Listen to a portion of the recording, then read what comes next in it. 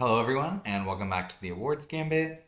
I hope everybody's having a fabulous week and that everybody is staying warm as winter approaches and the sun starts to go down earlier and earlier.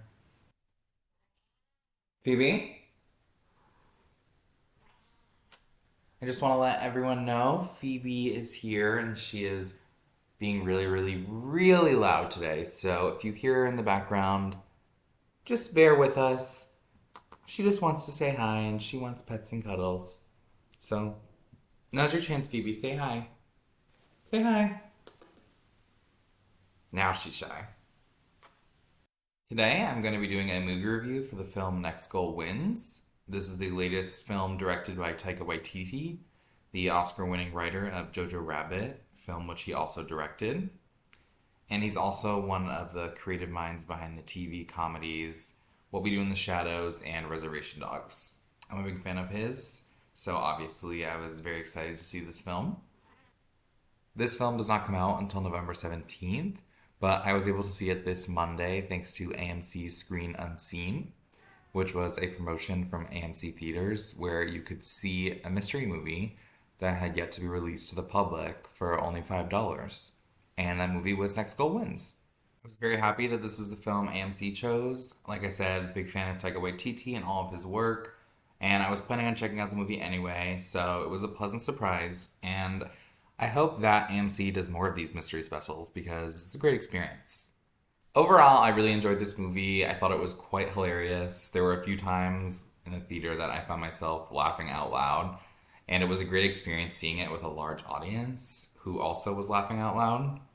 It definitely felt like a classic crowd-pleasing comedy that anyone could really enjoy, and there was also some beautiful and sentimental moments that were very heartwarming to watch.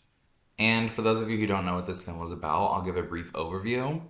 Next Goal Wins is a biographical sports comedy drama about the American Samoa national men's soccer team, who was considered to be one of the worst soccer teams of all time in the whole world.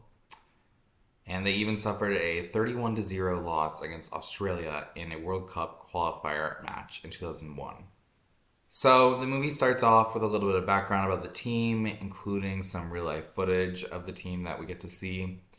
And it sort of starts telling the story in 2011 when disgraced Dutch American soccer coach Thomas Rongen, who's played by Michael Fassbender, is sent to American Samoa to take over coaching responsibilities for the national team. It's all very Ted Lasso-esque, very similar to the plot of Ted Lasso. As you can imagine, Rongen initially struggles to give the team the skills they need to succeed, but over time they all grow together as athletes and humans, and you get to kind of see their trials and tribulations and how Rongen, the other coaches, and the players exist as a team, both on and off the field.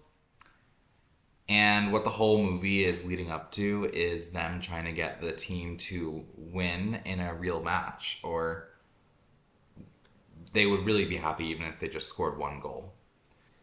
It was really great to learn a lot about this story, especially since I hadn't heard much about it before. And one of the things that really stuck with me about this film is that one of the members of the American Samoa team, Jaya, was a transgender woman, and she was portrayed by trans actress Kaimana. And in real life, Jaya, she was the first trans woman to compete in a World Cup qualifier, so good for her. And I just found that very fascinating, and some of my favorite scenes in the movie were with her. I feel like she was kind of the heart of the movie, and she's a queen, so go Jaya.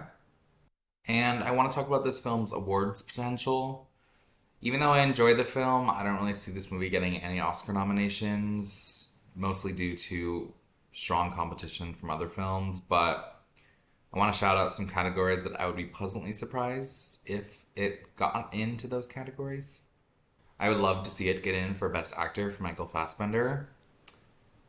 He was very funny, very loud, very intense performance. He had so many great scenes, and there was really one scene where he had this really moving and emotional monologue, and I had chills in the theater. It was really something to watch. I think he has a really distant shot I think he probably has a better shot of getting in for his other film, The Killer. But you never know. I definitely think that he could get in for Best Actor Comedy or Musical at the Golden Globes. And I think the movie also has a shot of getting in for Best Film Comedy at the Golden Globes too. So that's somewhere that he and the film could maybe be rewarded. I also would love to see this movie get in for Best Adapted Screenplay. It had a really, really funny and compelling screenplay from Taika Waititi and Ian Morris, and it was adapted from the 2014 documentary of the same name. Like I said, I was laughing out loud at times, and overall it was a great script, but unfortunately I think this category is too competitive for it to sneak in. I also would be absolutely thrilled if this movie got in for Best Supporting Actress for Kaimana. She would be the first transgender actress ever to be nominated for an Oscar, and I think she gave an incredible performance, but like the other categories, just way too much competition. I also want to shout out Elisabeth Moss, who gave a very good supporting performance in this film, playing Thomas Rongen's estranged wife, Gail. She didn't have a ton of screen time, it was a pretty small part, but I did enjoy some of the scenes when she was on screen. The last category I would say I would love to see it sneak in is editing, specifically for the match at the end of the movie. I was glued to the screen the whole time, my heart was pounding. The pacing was excellent, so many great cuts.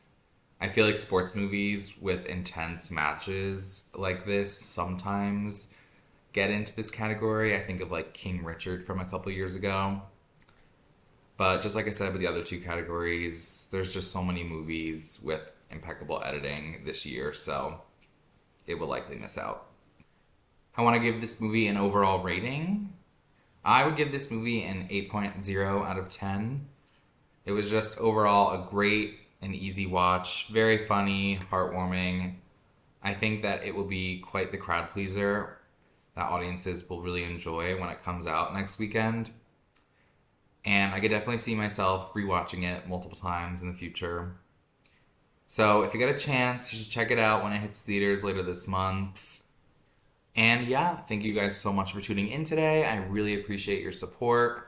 Please don't forget to like, comment, subscribe, email those listener questions to awardsgambit@gmail.com. I'm happy to answer any questions you may have. And stay tuned for more content. I've seen a few more Oscar contenders that I would like to review if I get the chance. And I also want to do some below-the-line Oscar predictions. Award season is heating up, folks, so keep an eye on the channel. Make sure to tell everyone you know to check it out. And as always, I hope you all have a wonderful rest of your day. I hope you guys have a great weekend. And I'll see you soon. Bye, guys. Take care.